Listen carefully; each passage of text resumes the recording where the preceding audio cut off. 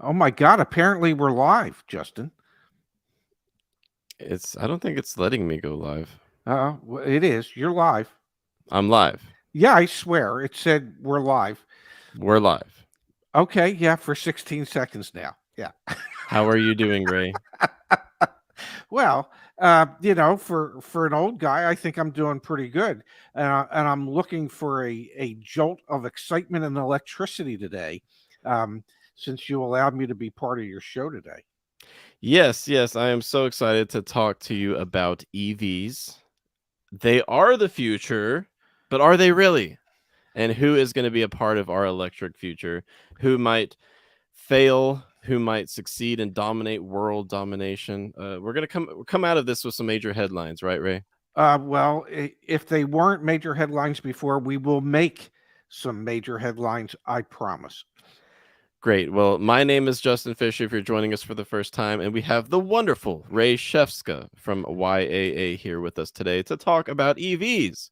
Something a little bit different for you, Ray, and I'm excited to pick your brain and see what you think about them because I'm all ears, and I'm definitely looking forward to what you really think about EVs. Oh, I think you know what I really think about EVs. Yeah, I'm not going to push back too hard. I Yeah. just want to talk to you, Ray. I just want to talk. Well, I did share an article with you today.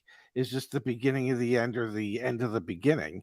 Um, because a certain um, EV truck builder, whatever they thought themselves to be, has declared Chapter 7 bankruptcy. Can I don't know if I saved the article. I was hoping you did, and you could share it with the good folks out there. Yes, so EV startup Electric Last Mile, that's what their name is, Oh, slash was. yeah. They have filed for Chapter 7 bankruptcy and they plan to liquidate. Starting an EV company is apparently pretty hard. I think that would be true for any automaker startup. We've seen multiple automakers just kind of fall by the wayside. I mean, we don't even talk about AMP. We don't talk about Aptera very much anymore. We don't talk about a whole bunch that have just essentially vanished because it's tough to start an auto company. And if I'm not mistaken, this last mile, whatever their wonderful name was, which probably doomed them from the beginning, just with the name. Um, I mean, at one time, they had a market value of $1.4 billion, and that one time was about 7 months ago. So how do you go from a $1.4 billion market valuation to well, your stock's now worth 50 cents. How do you? I mean, what do you?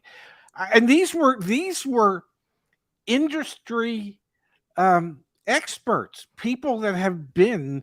I mean, one of them had been what with GM for years, and um, Aptera is still viable. Okay, I'll take your word for it. I don't even know who the hell they are, but that's beside. I mean, but these were industry insiders that got involved with importing what was a Chinese truck manufacturer, and they were importing the vehicles in pieces and then assembling them because I guess it's cheaper to do it that way than actually importing a completed vehicle.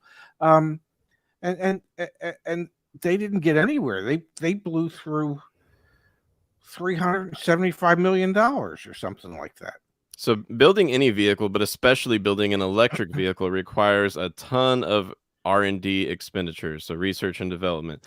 And if you're blowing through your money in research and development and not making any money, and no one's Mhm. willing to give you more money, then you're out of the game. And it appears that's what's happened with a lot of automakers that we don't even talk about anymore. I'm talking like between 2010, 2018. There were several that just poofed out of existence. Give me a name. Let me pull them up. I have a whole list for you. Okay, God bless you. Will Rivian fall into that category at some point? Rivian has the power of Ford and Amazon. Well, Ford kind of has just Ford's been selling them Ford thing. took the off ramp. Ford took the Yes, off ramp. Like, nope. yes, Okay, so Amazon. There, I've got one. Amazon. I've got one. yeah. I don't think so, but Lordstown. Have you heard of Lordstown? Oh, well, it was a manufacturing facility in Ohio for General Motors at one time. That was, and they closed that facility, and then didn't an electric vehicle company take it over? Lordstown Motors, I suppose. So Lordstown Motors is now going to be built by Foxconn, which makes the iPhone. In Ohio, they're going to make it in Ohio. But Lordstown had a lot of basically oomph going for it. It had a lot of fans. The wind was in its sails, and Yes. then it just didn't have enough money to bring its product to market. I mean, I can't help but wonder, what is the difference between an EV startup going through this process and like General Motors trying to re-engineer its entire production process?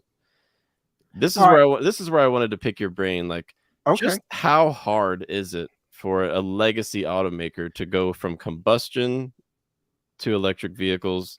Is that going to be something that could weigh them down enough to kick them out of business? No, I think it's just the opposite. I think because they've been in business as long as they have, that they can weather whatever storms might be ahead in trying to switch over into the EV marketplace. And I think it's much more difficult for a startup that has no history behind it. And realistically, what are the percentage of startups in any industry that actually become successful? And my suspicion is it's a very low percentage. I will cite a perfect example for you. It has nothing to do with EVs, okay, but it has everything to do with industry and excitement surrounding industry. Okay, I'm I excited. I have lived in the off and on in the Atlantic City area for a good part of my life. I came down here and started in the car business in a Nissan dealership. At that time, it was a Datsun dealership, and the reason the dealership opened was because casino gaming passed, Mm. and the first casino opened, and that was Resorts International, and there were many casinos that came after, and there must have been literally 20 or 30 casino projects that were planned. Okay. And some of which were actually started, and they got the steel structure up for about, I don't know, 2 floors before they ran out of money. So out of the 30 or so projects that had been announced, there were, I believe, at the ultimate time, 10 that opened, and then several of which closed. And now I think the city has 7 casino hotels. So there was tremendous excitement about, oh my God, we're going to have casino gaming in Atlantic City. And every startup, every player, everybody wanted to be involved, and everybody had plans, and everybody had money until they didn't. That's a lot of Okay. money changing hands. But I think the same applies to any type of startup. The percentage that actually come to fruition and are successful is a very low percentage. And I think it'll be even lower, I hate to say this, in the EV space, because automobile manufacturing, is extremely expensive to get started and off the ground. And to develop a customer base takes years. I mean, Tesla has one, but how many years have they been in business? Yeah, I mean, they really got off the ground. They've been in business since like 2005, 2004. First vehicle came out in 2008, the original Tesla Roadster. But how long did it take them to become comfortable in their own skin and be able to not worry about going out of business every quarter? It took them like over a decade and a half. I would say like 2018, 2019. Okay. That's like 14 years. Okay. So if we apply that to VinFast, Hmm. they're an electric vehicle maker. Are they not out of Vietnam? Yep. Not that I'm dropping any names, not that I know any of these, or Lucid, or Let's run with Lucid, because VinFast also has the support of a mega corporation behind it, whereas Lucid is basically on its own. Yes. And how are they doing? They're selling like, I don't know, maybe up to 1,000 vehicles a quarter. Was that enough to stay profitable? Well, are they even profitable? No, not right now, but Okay. It's long run. so if you sell 1,000 vehicles a quarter, is that enough to even dream about becoming profitable? No, Oh, unless you have like 10 employees. okay. So how many vehicles is an EV manufacturer going to have to be able to deliver on an annualized basis to where they can remain in business? And based on the prices of EVs, are there enough wealthy people, at least in the United States of America, that will support all these different brands? Because EVs don't appear to be for mass market. They don't appear to be the car for the average everyday American. So, how many rich people do you need? It's a good question. Now, one thing that often comes to mind is, do legacy automakers have the power of economies of scale to basically propel them forward? So they've already got, what, a dozen factories. General Motors, it's got factories in Ontario, Michigan, all over the place. Yeah. The existing infrastructure and investments they've made in the past 100 years, is that enough to basically give them a leg up over Tesla even? I mean, Tesla's shown that they can start from the bottom. I Yes. mean, they did have a bit of a bailout, but hey, it worked because they're here and now they're doing well. I just wonder, like, do legacy automakers, do they have the power of economies of scale supporting them, or is it actually more of a hindrance? Well, here's the difference. Um, they have the power of their ICE business to support them and Ah, to bring yes, in enough yes. money so that they can then switch over to their EV business. They have a way to internally fund part of what it is they're trying to do, as opposed to a startup that has, well, nothing. Okay. There's nothing to support that startup. There's no sales. There's nothing behind it to start it other than an idea.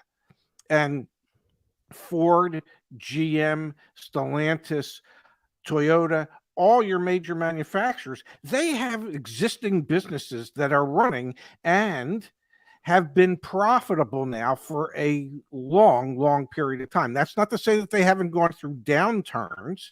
I believe it was during the Great Recession of 08, 09, where General Motors got bailed out. Some of the other manufacturers got bailed out. I believe that Ford didn't take any public money in order to stay in business.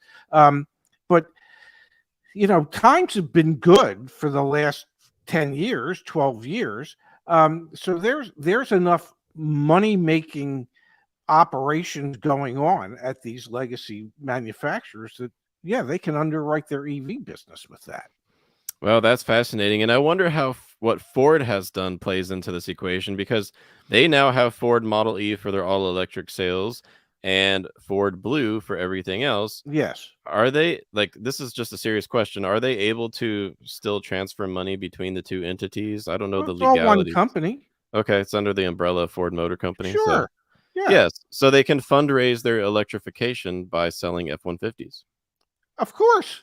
Nice. Yes. Why wouldn't they? Oh, I mean, yeah, that's what I You- would do if I was Ford.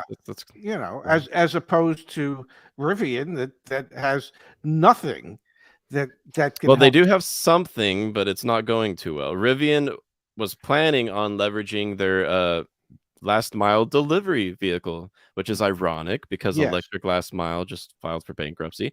But Yeah. Rivian, which is a completely separate company, they have a contract for 100,000. Justice in the chat, correct me if I'm wrong, but I believe it's Yeah. 100,000 delivery vans for Amazon. They were planning on using the income from that sale, that contract, to fund the R1T electric truck, R1S electric SUV. But Okay. now Amazon is partnering with Stellantis and others. I don't know if Rivian's going to have the exclusivity that they thought they would have. Here, So let me play devil's advocate. please do, please do. That's why Okay. you're here. That's why you're Okay. here. Here's what I believe in my heart of hearts. Amazon announced this that they were planning on purchasing 100,000 vehicles from Rivian.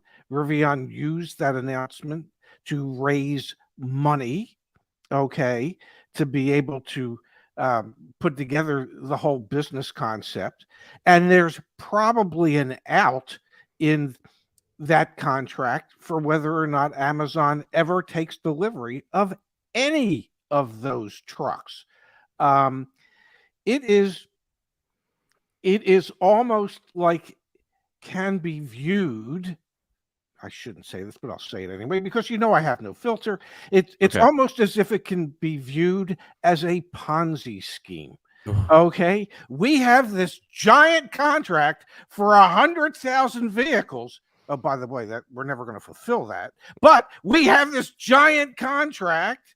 Give us billions of dollars so we can fulfill that order. Hey, Rivian's building a second factory. They need 2 factories. I know. They're building a factory allegedly at some point in time outside of Atlanta. Hey, I get it.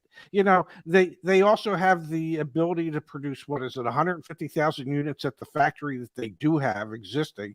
And if they're lucky, they'll get the 25,000 units this year. Okay? So, yeah, they can say they're building a second factory. They can't produce the vehicles at the first factory. They haven't produced vehicles for Amazon. It could all go poof and evaporate in an instant. Yep, they've delivered about a few thousand vehicles, a few thousand total ever, and they plan on delivering 25,000 by the end of this year, but I would guess that is going to be scaled down based on supply shortages. You know what my guess is? I guess that it'll be less than 12,500. I guess that total of 25,000 will be less than half of what they were projecting. And how long is that sustainable? And I wish Rivian the best. I love their products. I just hope that they're able to survive what Tesla barely survived, both in like the early 2010s and during production hell, as Elon Musk called it, around 2017, 2018, as their first mass production vehicle, the Model 3, came to life. I hope Rivian can survive that because, I mean, competition, when it comes down to it, competition among automakers benefits the consumer, right? You would think it should. Okay. Yes. Teach me a lesson here. Well, you would think that it should. You would think. Okay. When things become monopolized, ultimately the consumer ends up paying more. It happened. It happened in the airline business. It happened when AT&T was like the only phone company out there. So yes, when these things become a monopoly, ultimately the consumer pays more. So it would be beneficial to consumers if a lot of these startups succeed. But I don't think, this is just me, I don't think that most of these startups are designed for the average person. They're niche products. They're niche products. Just the cost of them. Okay, yeah. Puts them out of range for the vast majority of people. So, who are we really talking about benefiting here?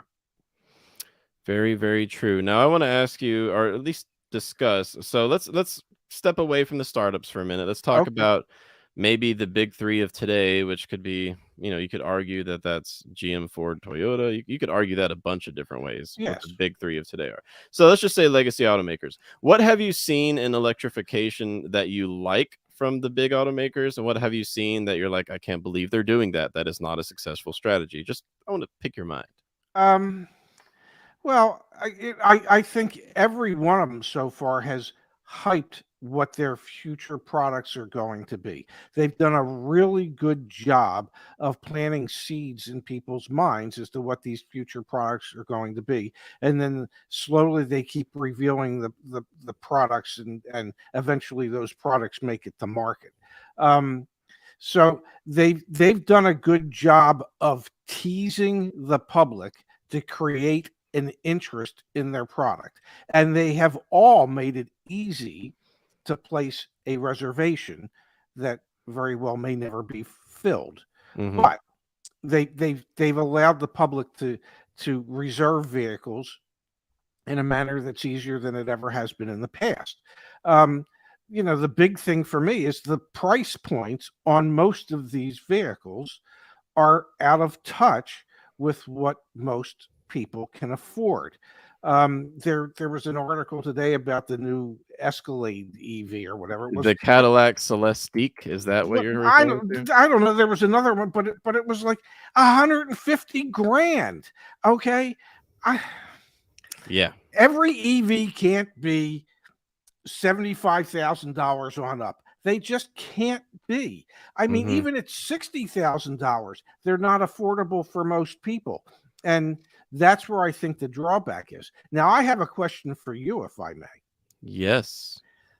Because you are the EV expert here at YAA. What is the average length of time that an EV owner keeps their car before trading it in for a new one? I don't know. Okay. I'm just curious. Anecdotally, I'm going to say it's probably like something small, 2 to 4 years, which is not enough to make up the added upfront cost of going for an electric vehicle. Because I've done the calculations over at joinyaa.com. You can see the EV break even resource where I've done the math at $5 a gallon gas. Yeah. And it looks like for most scenarios, the break even period is going to be between 5 and 8 years for an electric vehicle.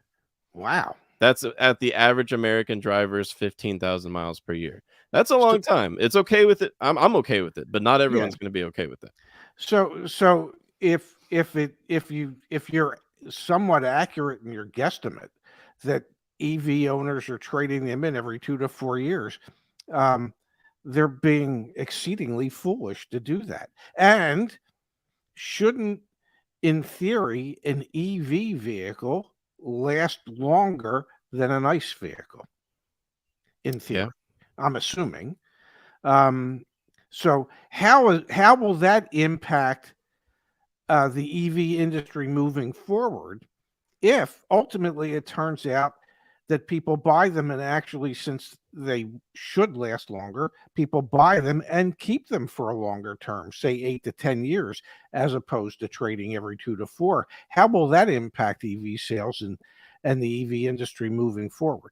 Yeah, me and my family, we are a rolling EV experiment because we talked about this purchase because we've never bought a $56,000 car before. It does qualify for incentives, which was pivotal for that decision, but we were like, if we're going to spend this much money on a car, we need to make sure we get the one that we want to keep for a long time, and then maybe pass it on to our daughter, who will be 16 in precisely 10 years. Maybe we'll give it to her when she's 18 because it's a nice car. Yeah, we had to make that decision, and I know for a fact that not most EV drivers are not thinking about it like that. They're just settling in for a $500 to $700, maybe more, monthly payment for basically forever, because they're going to want the better range, the better charging that comes along in 2025. After that, you'll have solid state batteries, which are going to be amazing, but then you're going to have to trade it in and upgrade to a new vehicle. You're always going to be in a payment if you always want the best of the best in EV world. If you're buying an EV today and want to get your money's worth and actually see some savings and cost of ownership, you're going to have to be okay with not having the best charging, the best range 5 years from now, because there will be a lot better options on the market. But it's just something that I wish more buyers would think about, so I'm going to give you my personal twist. It's not only good for your wallet to keep the EV for longer, it's better for the environment, so that you don't run the risk of that EV somehow ending up in a landfill. Battery recycling is a rapidly growing industry, but it's still minuscule. Yes. So, I mean, it's better for the environment to keep an EV rather than treat it like a recyclable appliance. Well, I don't know too many recyclable appliances that start at $60,000. Yeah. That's There's that. just me. That's There's just that. me. And the other thing that really caught my interest was in the beginning when you said Foxconn, who builds iPhones, is going to start, building electric vehicles at Lordstown. And I was Yep. thinking to myself, my God, won't they be tiny cars? Um, Yeah. I'm sorry. Just one big touch screen that you sit on. Yep. Apparently, yeah. So Neil in the chat says, is break even point longer for people who cannot charge at home? Yes, for sure. For example, charging at home, well, keep in mind that some EVs come with like a 2 to 3 year period of incentivized free charging. For example, at Hmm. Electrify America, that's one of the reasons I bought the Hyundai Ioniq 5, 2 years of free charging. But, Tesla no longer comes with that incentive. Charging at home, you're looking at between 14 cents per kilowatt hour in affordable electricity states to up to 25 cents per kilowatt hour in like California. That's way more affordable than the 28 cents to even I've seen 68 cents per kilowatt hour at public fast charging stations. If you're relying on public charging, pay per charge, Yes. it is going to take you a few years longer to make up for the cost difference. Oh my God. Yeah. Well, you know what? Just between now and the end of my life, I think I'm sticking with a nice vehicle. Yeah, and I must say though, to end it on a good note, I've had my Hyundai Ioniq 5 for almost 3 months now. Had to make several trips around the region, so I've got 4,000 miles on it. I've saved a lot of money in fuel, not enough to make up for the car payment, but Hmm. honestly, I've been saving about $150 to $175 a month in fuel costs. I've done the math. Okay. I don't drive that much, but my wife uses the vehicle too. And as a family vehicle, we're saving money, and it makes a $550 car payment more like $300 a month, which Absolutely. for our family makes way more sense. So it's something to think about. And another thing to think about is warranties. If you're looking at an electric vehicle, make sure and compare the manufacturer warranty for the battery and the electric powertrain, because there are some surprising differences out there. And I just yesterday or Friday published a resource on joinyaa.com. I'll link to it in the comments, all about the best and worst manufacturer battery warranties. Because if you're thinking like I am, keeping an electric vehicle for like a decade, you're going to want to know what is covered if my battery Sure. goes kaplunk. So yeah, check that out in the comments below. But Ray, Nicely done. I've got to go scoop up my wife. Hope she's feeling okay. She's at the doctor's office. But thank you so much for joining us today on Plugged In, and let's have you back. We need to do this more often. Oh my God. I'm on air 6 days a week. What do you kids want from me? I'm sorry, Ray. Well, maybe I could be a guest on the noon show. Either that and joking aside, it would be my pleasure to come on anytime you'd like to have me. Well, thank you so much, Ray. And make sure to check out joinyaa.com, where we are helping the everyday car buyer navigate today's crazy automotive market. We've got auto experts like Ray, Justice in the chat, Space, Phil, Kimberly, myself, Zach himself. He's there. Wonderful Zach, enjoying his vacation. We're all there trying to make sure that the consumer feels empowered with their next car purchase and ownership experience. And that's a big part of where I come in the EV world. So thank you for joining us today, everyone. And I'll see you Wednesday with a very special guest, the CEO of Recurrent Auto, who is trying to basically become the Carfax of EV battery health. Wow. The CEO of Recurrent Auto is going to be here live at 11 a.m. on Wednesday. So be here to check that out. We're just going to pick their brain and see what they've got to say, see how they're doing this. It's going to be a lot of fun. Look, better check that out, Ray. I'll be there 11 on Thursday. I promise. Wednesday, that too. Thank you, everyone. We'll see you in a few days, and be sure to check out the noon show coming up pretty soon. Yes, indeed. Thank you, Justin, and give your wife my best. Thank you.